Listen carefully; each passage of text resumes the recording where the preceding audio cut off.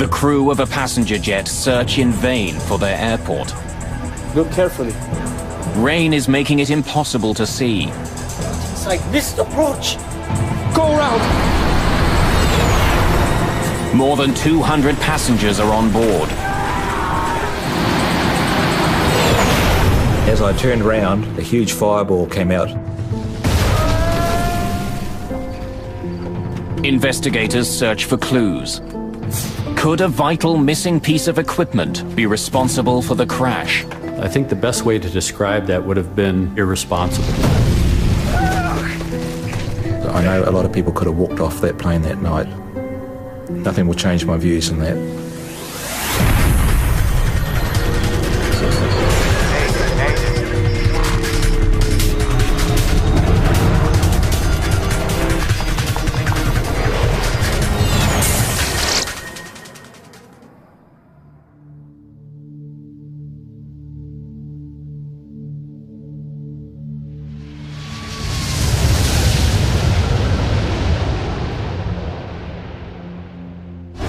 Nimitz Hill, Guam. Once the site of fierce American offensives during World War II, for over 50 years there's been peace here.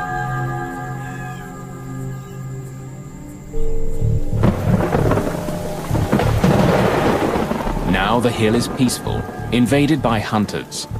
And the normal quiet is broken by the roar of jumbo jets as they fly overhead. Every night, commercial pilots must fly over this tall, rocky outcrop and land at Guam's Agana International Airport.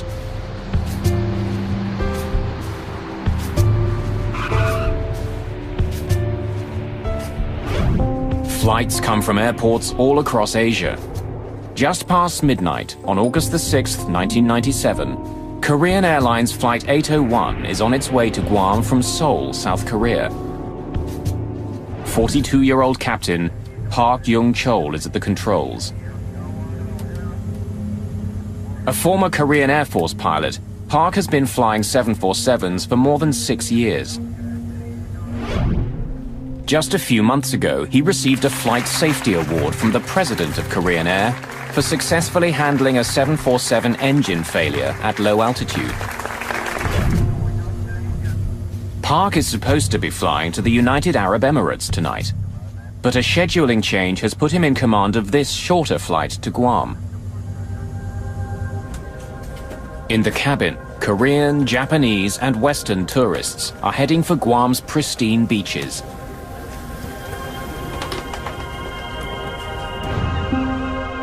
Guam is a U.S. territory run under U.S. law.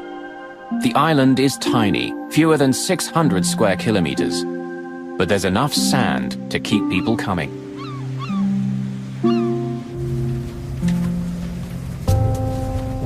"24-year-old Sean Burke and his girlfriend Wendy Bunton are planning to make the most of Guam's beaches. They're flying in from San Diego for a vacation. Sean and Wendy were going to Guam to do some scuba diving, reef diving, and at the same time, they were going to visit her brother, who was in the Navy over there. He was a Navy doctor. Flight 801 is taking Barry Small back to work. He's returning to Guam from New Zealand for another 6-month contract as a helicopter pilot. But he does it with a heavy heart.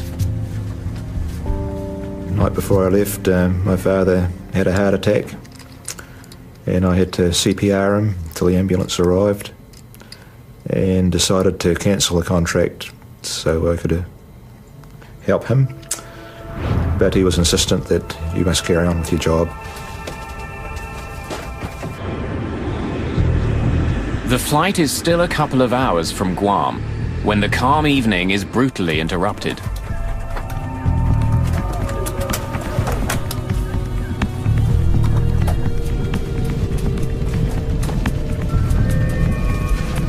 Watch the speed. It could be severe turbulence.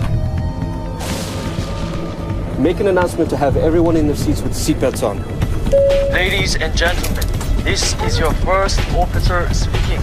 Even an experienced flyer like Barry Small is surprised. There was no lead up to this turbulence when anybody that wasn't strapped down was going to be airborne, that's for sure. The lockers were rattling, and anything in those lockers was bound to break. It was a horrendous shudder.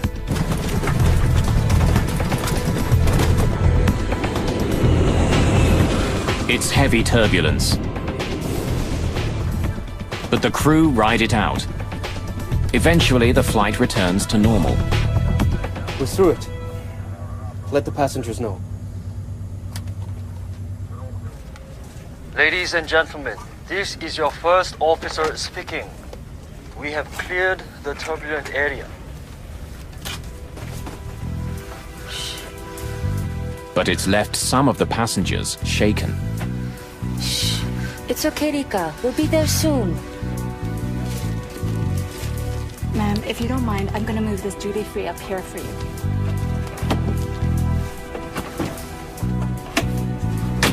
The cabin crew cleans up. And the passengers settle in for the rest of the trip.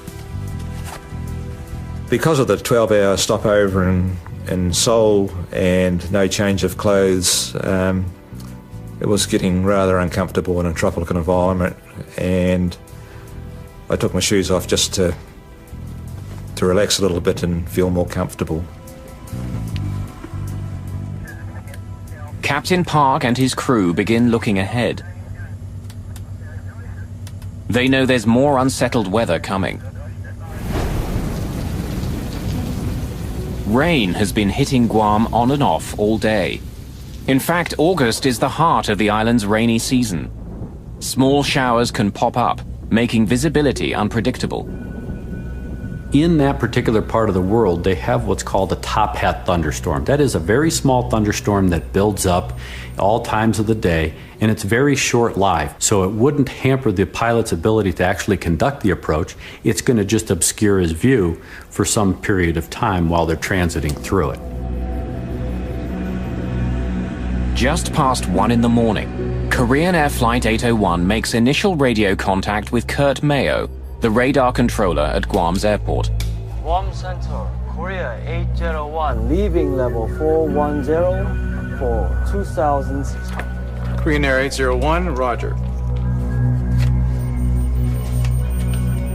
The crew aren't the only ones preparing to land. After more than 3 hours of flying through the night, the passengers get ready for the airport. I saw the lights of Guam, and I knew exactly where the aircraft was because I've been there many times before. Captain Park has navigated Nimitz Hill 9 times before, but this time there's a major difference. At airports around the world, pilots land with the help of a glide slope, an electronic system that helps planes safely touch down. If pilots follow the directions given by the glide slope, it guides them to the foot of the runway. The glide slope beacon at Guam Airport has been removed for extensive maintenance. Without the airport transmitter, Park's glide slope indicator in the cockpit is useless. Landing without a glide slope is rare, but it does happen. In Guam, the transmitter is scheduled to be out of service for more than 2 months. But impaired navigation is only part of the problem. Captain Park is fighting exhaustion. They make us classic guys work to the maximum. Probably this way, hotel expenses are saved on cabin crews and they maximize flight hours. Really sleepy. Now, as the plane approaches Guam, clouds and rain block their way. Captain, Guam condition is no good. It's raining a lot. It's been several hours since Captain Park and his crew left Seoul. Now the rain is making the late flight more difficult. Tired and fighting the weather, the captain begins the final approach to the airport.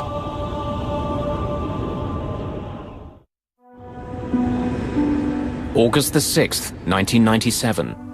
It's close to 1:30 in the morning. On Korean Airlines Flight 801, a tired captain is preparing to land at Agana Airport on the island of Guam. In the cabin, 237 passengers are getting ready to begin their holidays or get back to work. The flight, other than the turbulence, was totally normal.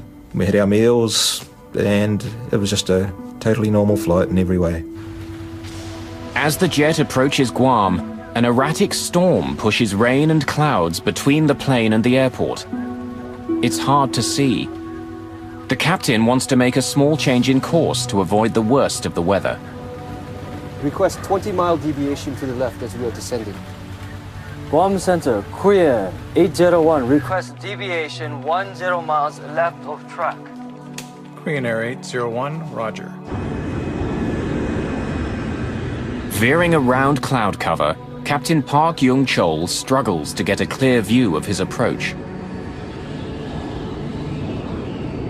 And finally, he sees what he's been looking for. It's Guam. Guam. Good. Today, the weather radar helps us a lot. Korean Air 801, cleared for ILS, runway 6, left approach. Glide slope unusable. Air traffic controller Kurt Mayo reminds the crew that the airport's glide slope equipment is out of service. It would normally help them find the runway, but since it's under repair, it isn't sending out any signals. Then, with the crew in the middle of their landing sequence, something unexpected happens. The glide slope appears to come to life. Is the glide slope working? The glide slope, yeah? Yes. Yes, it's working. Why is it working? It's a confusing moment. Unsure what's happening, the crew continue to prepare for their landing. 60 check, gear down. Check. Approaching 1400. Since today's glide slope condition is not good, we need to maintain 1,440. Please set it. Set. At 40 minutes after 1 in the morning, Guam controller Kurt Mayo once again makes contact with the crew. Korean Air 801, contacting Ganya Tower 118.1. He passes the plane on to the airport tower and says goodbye in Korean. Ganya Ikaseo. 수고하십시오. 118.1. It's the last time he'll ever talk to the crew of the jetliner. The guy working here probably was a GI in Korea before. Aganya Tower, Korean Air 801 to intercept the localizer 6 left.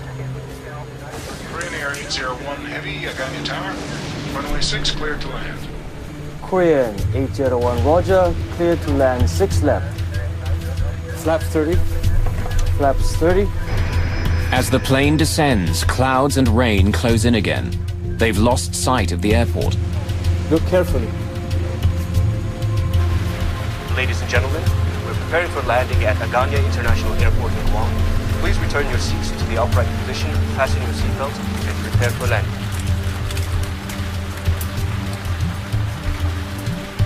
Set 560 feet.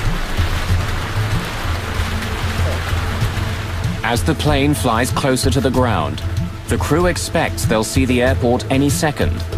But the rain makes it hard to see anything.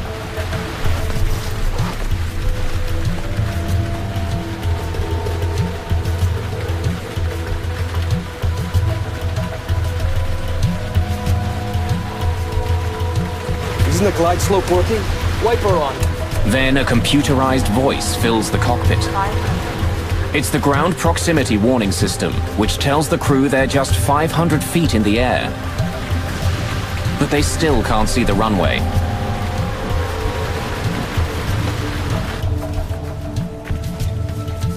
I've done this flight many, many times before, and when I estimated we're about 30 seconds from landing, I bent down to put my shoes on.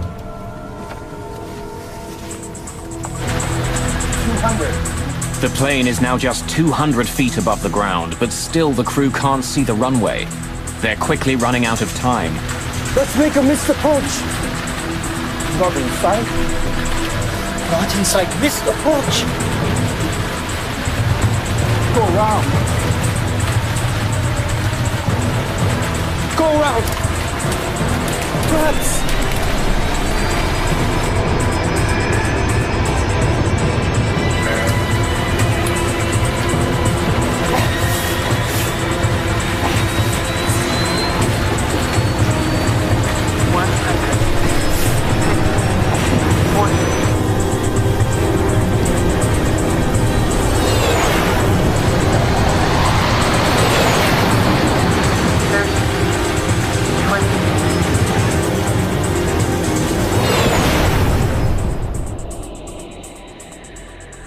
I had no doubts this was still just a normal landing, and the aircraft went on and was decelerating quicker than normal, but nothing to really alarm me.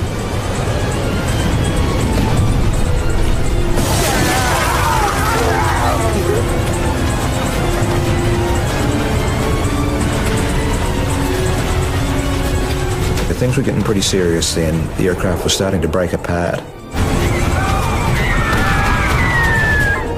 So I forced myself up to look, and there was just bottles, bags, everything you can imagine was coming out. Only way I can really describe it is like about 1,000 737s landing all at once. On a wooded hillside in Guam, the shattered plane finally grinds to a halt.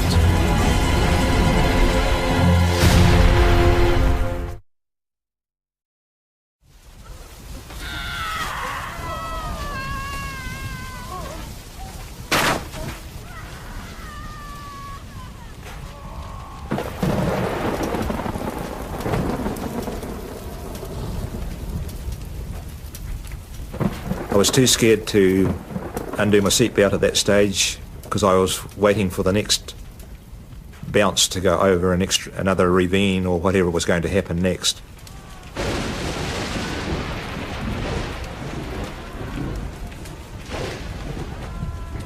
Miraculously, 11-year-old Rika Matsuda has survived and is virtually unhurt. But her mother is trapped and injured.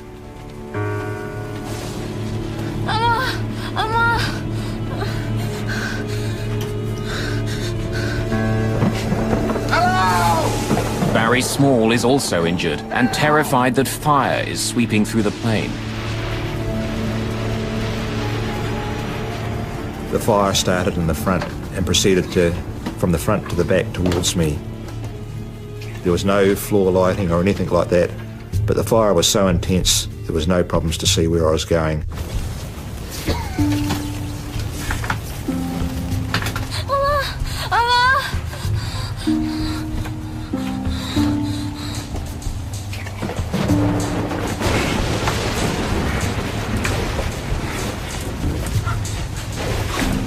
If help doesn't arrive soon, those who survived the initial crash may be trapped inside the cabin.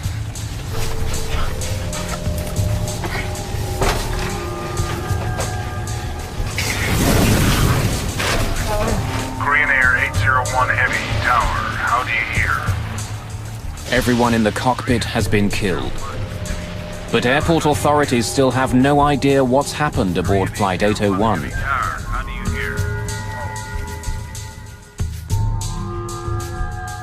Hurt by the crash and desperate to escape the ruined plane, Barry Small stumbles towards an opening in the cabin. I got back these six seats, and then there was about a 6-foot drop down to the ground. The undercarriage had gone completely. I come across an obstacle that I had to cross because it was the only part that wasn't burning. Here, go! Get over it!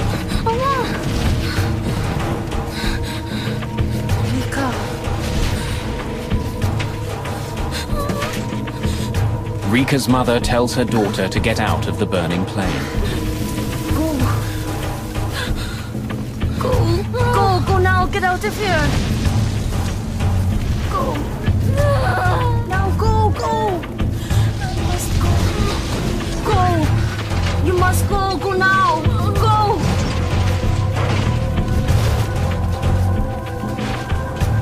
The fire is spreading quickly. As passengers struggle to deal with the disaster, rescue workers don't even know the plane's gone down.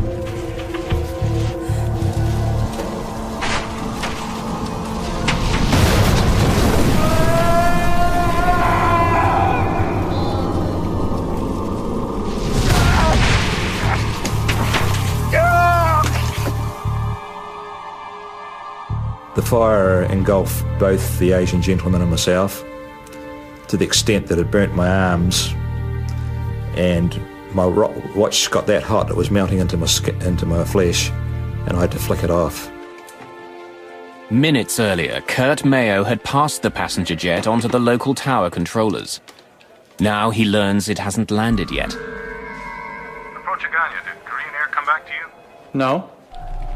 I cleared him to land, and I don't know where he's at. He didn't land? Negative. Oh my God.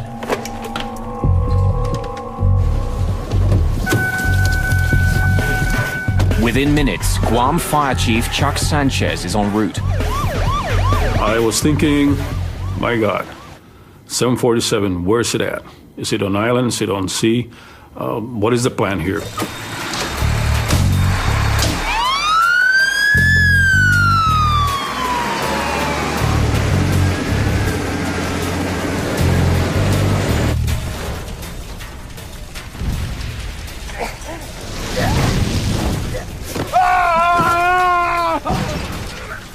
We both fell off the side of the container and the Asian gentleman disappeared into the jungle. So I rolled over onto my back and I managed to crawl with my elbows. There was still a bit of skin on my elbows left. Small has a badly broken right leg. He crawls away from the wreckage. Many more people remain trapped inside.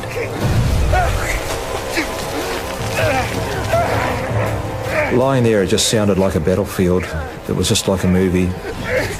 Things were exploding short of me, going over the top of me. Things were landing beside us on fire. It's just indescribable.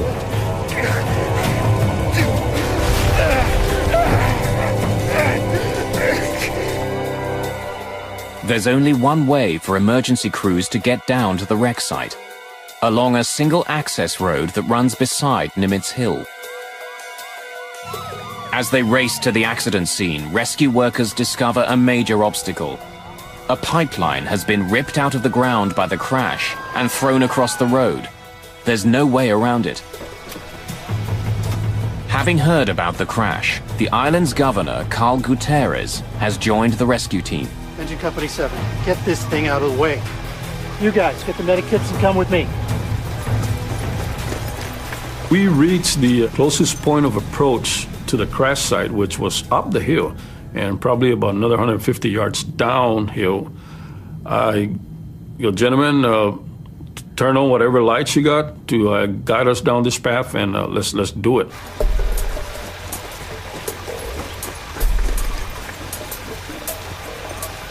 We started running and just listening to the screams so we can guide ourselves because there was just nothing but overgrowth on the side of the road.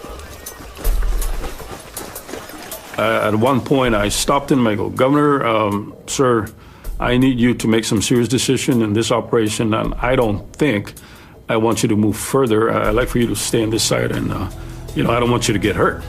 Let us do this job. And he goes, no, I want to help you guys. At the site of the crash, flames are devouring the wreckage.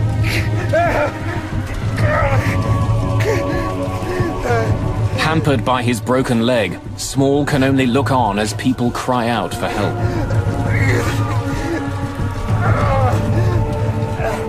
I lay at that bank for the whole night during that time, hearing people call out in a foreign language, which initially sounded like good, healthy calls for help, then turned into screams as the fire got more intense. And after a period of time, the fire even grew worse, and the screams faded away. Finally, almost an hour after the accident, Sanchez's crew reaches the site. I split them up into 2 rescue and search units. I need half of you guys to start from the tail end, and I need the other half to start from the front end of this plane. And let's meet in the middle, and let's do what we can to help the survivors here.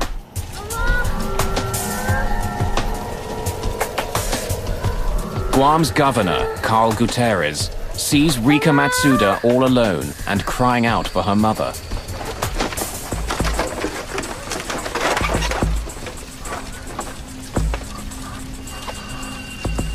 Don't cry, little angel. Everything will be okay. I did not dare let her go. It's something that I almost like there was a bond between me and that little girl. And I found out later she was 11, but she looked really smaller than 11 years old. Fire Chief Chuck Sanchez finds Barry Small in the swordgrass. He gave me his fire jacket and put under my head to comfort me. All right, let's go. Later on, he was very distressed that he had to come back and get it back because he was getting burnt, dragging people and bodies out of the aircraft.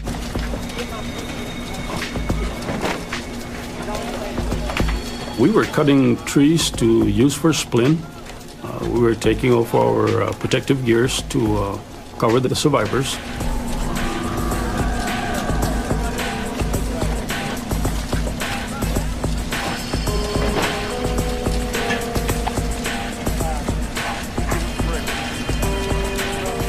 It's clear to rescue personnel that for many, they've arrived too late. But Sanchez isn't giving up. He sends a team to search further into the wreckage. Group 2, start at the tail and work forward. Go.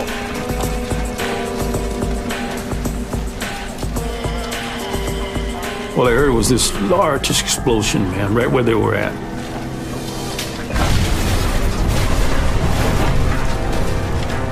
And I go, did we lose our people?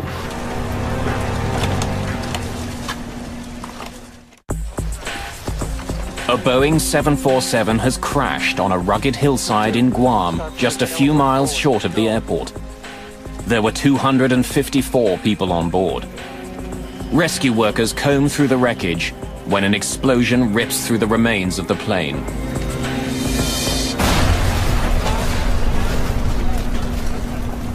No radio transmission at all. We lost all transmission, and then finally somebody came out. Sir, we're okay.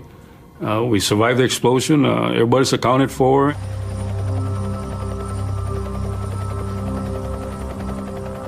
It's not until the dawn finally comes that rescue workers can see the extent of the damage. The plane has spilled down the mountain and broken into several large pieces.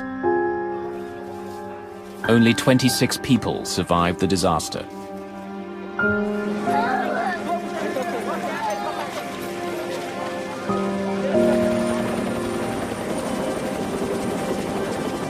Friends and family are desperate for any news.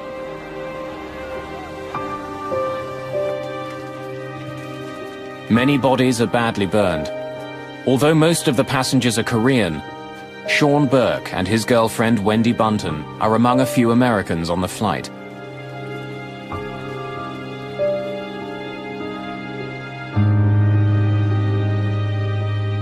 Thousands of kilometers away, news of the crash reaches Sean's parents. When she hears about the crash, Sean Burke's stepmother doesn't know if Sean is alive or dead. He could have been burned in the crash. He could be unconscious in a local hospital there, and we just wanted to go over and bring him back. So, I mean, because that kept going through our minds that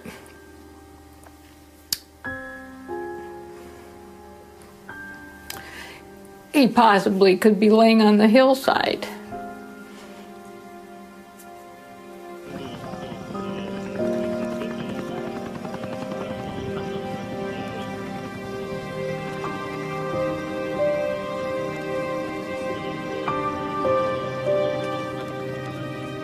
Since Guam is an American territory, the responsibility for investigating the crash falls to the National Transportation Safety Board. Greg Fife is the lead investigator. When he arrives on the site, he has to contend with more than just the carnage of the plane crash.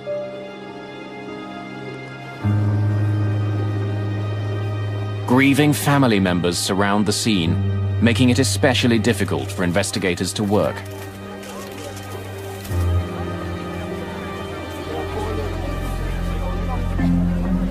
As an accident investigator, you have to keep your emotions in check. It's like being a doctor in an ER room. You see this devastation, you see this tragedy unfolding in front of you. you hear about all of the sad stories, especially when there are kids and innocent people involved.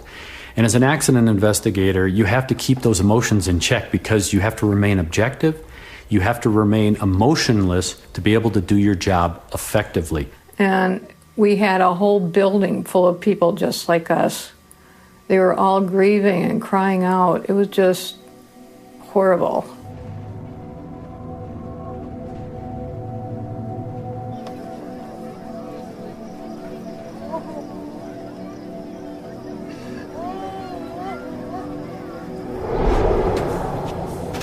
One of the first things we did was we went out on site and we did what we call a site survey. We had to really get an understanding of what we were dealing with as far as the wreckage and how we were going to conduct the on-scene investigation.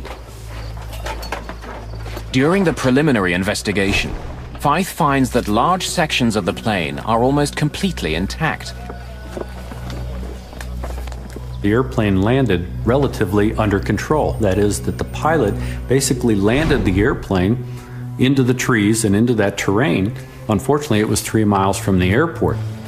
Investigators find a number of items that survived the crash and the fire that followed, including the landing chart the crew was using as it approached Guam Airport. Investigators also find Captain Park's travel bag, and in it discover a small plastic pill container. Captain Park had been prescribed a variety of drugs, including pills containing benzodiazepine, a class of drugs often used as a sedative. The pills and tissue samples from Captain Park's remains are sent for analysis.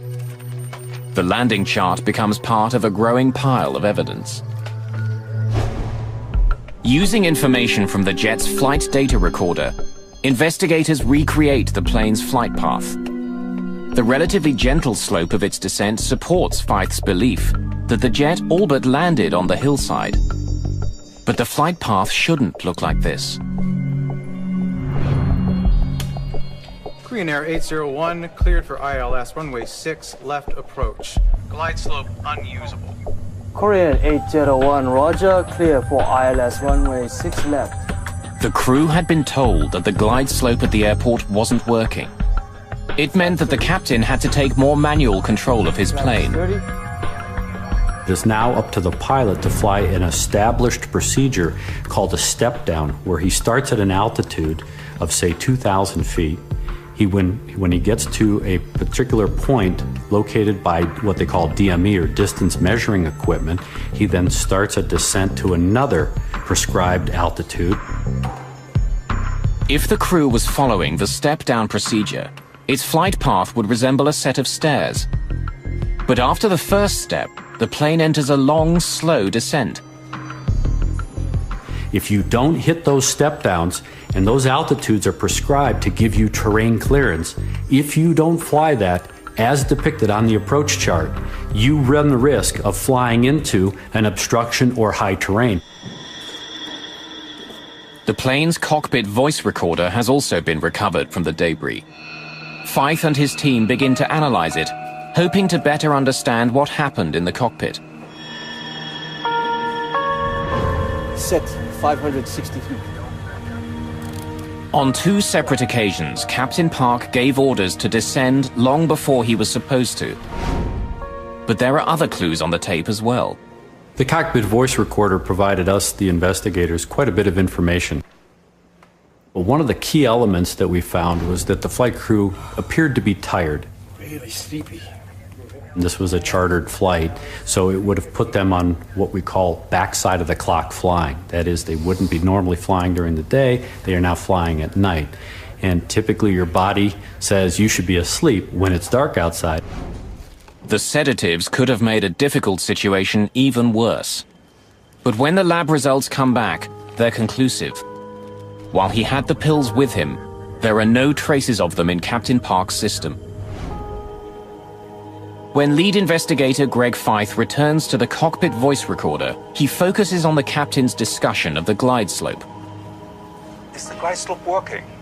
The glide slope, yeah? Yes. Yes, it's working. Why is it working?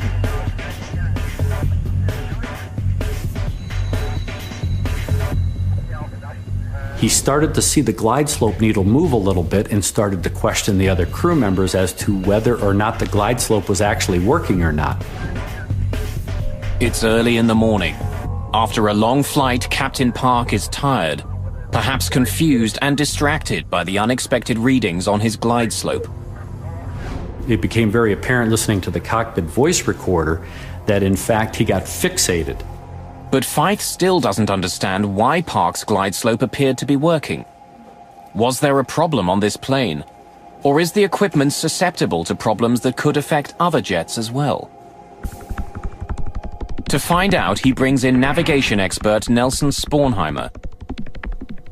I spent some time looking at the transcript, trying to determine what the navigation issues were, why a good airplane was in the wrong place, and to investigate the apparent confusion on the part of the crew who thought that the glide slope was working at least part of the time. Spornheimer sends a team of investigators to Guam. They fly over the island, trying to determine whether radio signals from a nearby military base could have acted on the plane, making it seem like the glide slope was working. Glide slope receivers can respond to non-glide slope signals, particularly when the intended glide slope signal is absent. If there are spurious signals on the channel and they contain the right information, they can cause intermittent movements of the glide slope needle. Set 560 feet. But the signals wouldn't be sustained.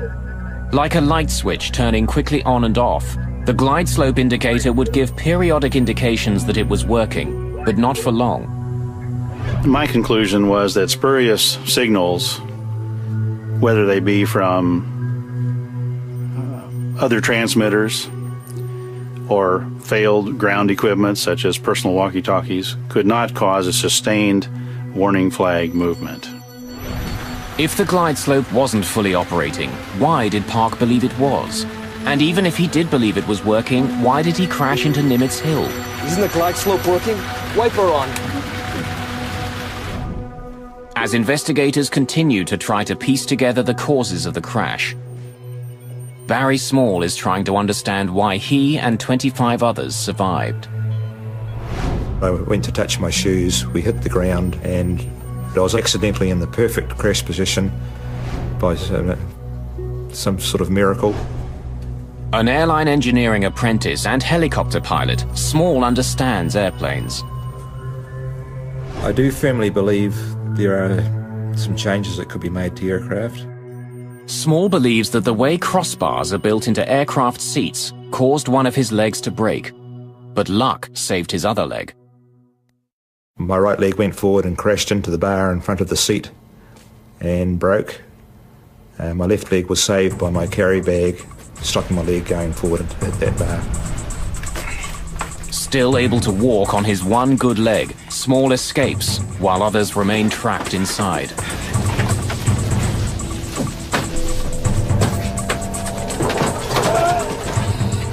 Since she's young, Rika Matsuda's legs are shorter than a normal adult. Sitting normally, her legs wouldn't have been pressed against the crossbar on impact, so she was able to escape the plane. Oh, go now, get out of here. While her mother died. Small is also convinced that the flames that first spread through the cabin of Korean Air Flight 801 were preventable. They estimate that those top lockers had over 462 litres of burnable alcohol on board. Had the plane been full, there could be at least twice that amount.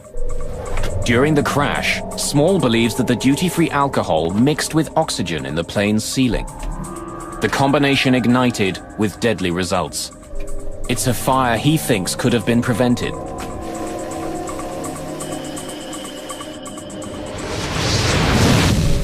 Why have this risk, alcohol and oxygen?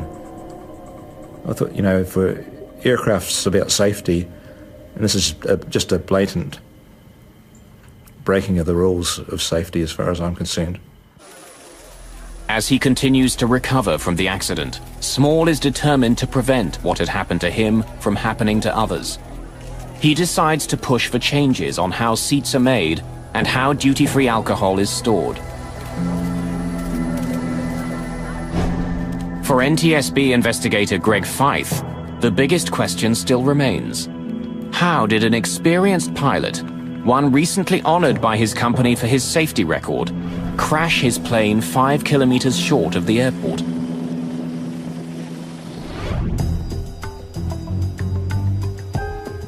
As the investigation continues, he discovers that the landing chart the crew was using was more than 6 months old and out of date. It's an indication that the crew could have been better prepared for the landing.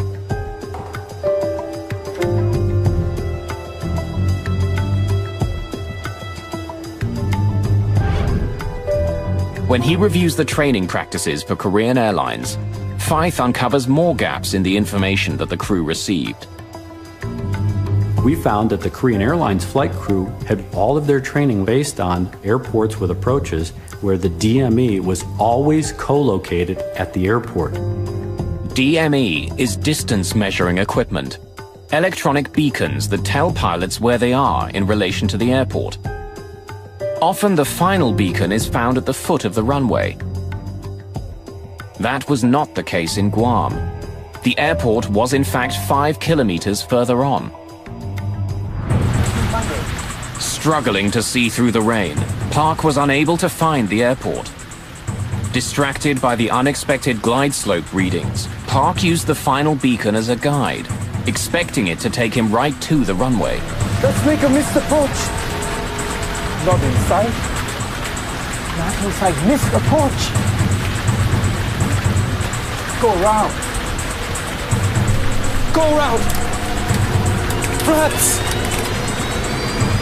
It's clear that Flight A01 flew an approach about 3 miles premature. In other words, the descent was about 3 miles early. It was a nominal approach otherwise, just to the wrong location. We think that based on fatigue and some of their training, that in fact, when the flight crew crashed the airplane, when the counter got to 0, they thought the airport should be there. A fully loaded 747 weighs more than 200,000 kilograms. Like an enormous ocean liner, it can't change course quickly.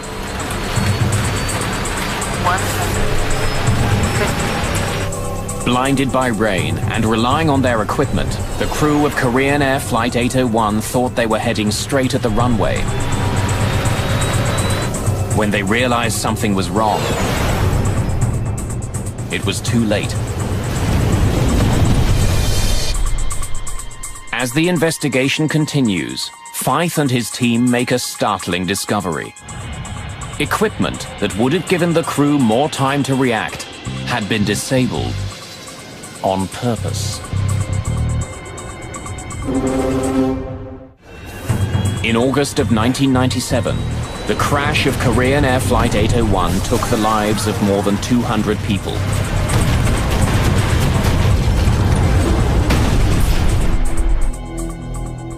The final accident investigation report is published more than 2 years after the crash. It lays blame on the Korean Airlines training methods and the crew's over-reliance on the jet's automation. But it also has sharp words reserved for the FAA, the body that regulates air travel in the United States.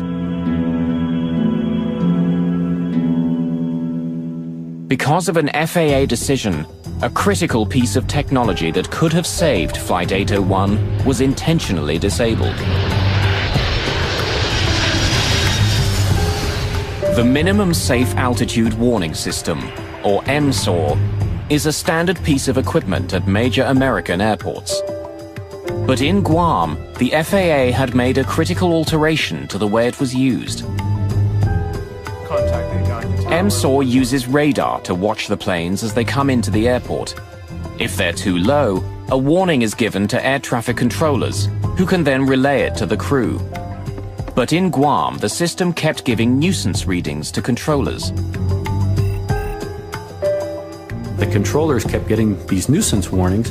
They redesigned the software and moved the limitations of the MSAW further away from the airport, where it afforded no one a level of protection.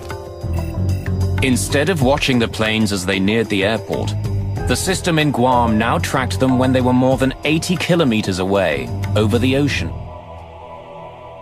I think the best way to describe that would have been, and should be, irresponsible. Because you've taken this system that was designed as a level of protection, not only for the controller, but you've taken the protection away from the flying public. For the passengers and crew of Flight 801, the lack of the MSOR system sealed their fate. If the system had been working, the crash could have been avoided. Without it, the crew had no warning at all.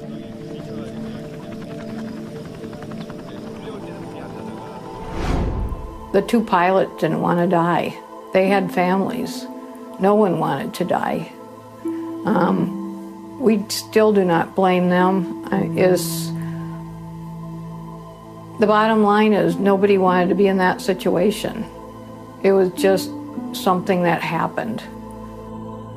For Barry Small, the years since the crash of Flight 801 have been emotional and frustrating. The Civil Aviation Authority in his homeland of New Zealand has acknowledged the potential danger posed by duty-free liquor on board, but so far no policies have been changed. His desire to modify airplane seat design has also been ignored. I have taken several steps to put this idea forward, and in a lot of cases it's initially met with enthusiasm, but it eventually ends up in the too hard basket, and when I try to approach seat design people, no one wants to hear about it. Sean Burke was never officially identified as a victim of Flight 801. Wendy Bunton was positively identified, but DNA samples only proved that a white male was on the plane near her. Bill and I never gave up hope that Sean had survived the crash. Even after we came home for, I would say, a year or two, every time the phone rang, every time somebody knocked on the door, we expected a phone message saying, "Hi, Dad, this is your son, Sean." Eventually, several years after the crash, Barry Small was able to give Kathy Burke and her husband some sense of finality and an enduring image of their son. When we met him and he wanted to tell us that in the 12-hour layover in Seoul, he was wandering around and finally heard two people speaking English. And he said they were so much in love that he did not want to interrupt their conversation. For Sean's father, the deep sorrow of the crash will never completely leave.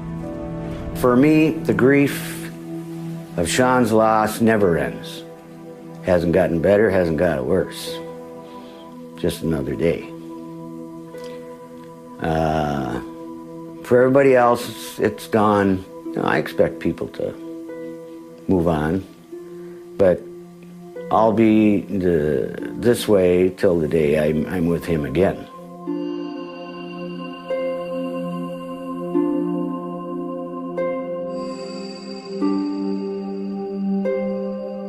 For Barry Small, there is anger too, but also incredible gratitude for surviving. So many people have told me that I survived for a reason. I've been searching for that reason for 9 years now. And I truly believe if someone would listen to my story about the oxygen and alcohol and the improvement of the seats, that I could justify in my own mind that I don't have to feel guilty about surviving.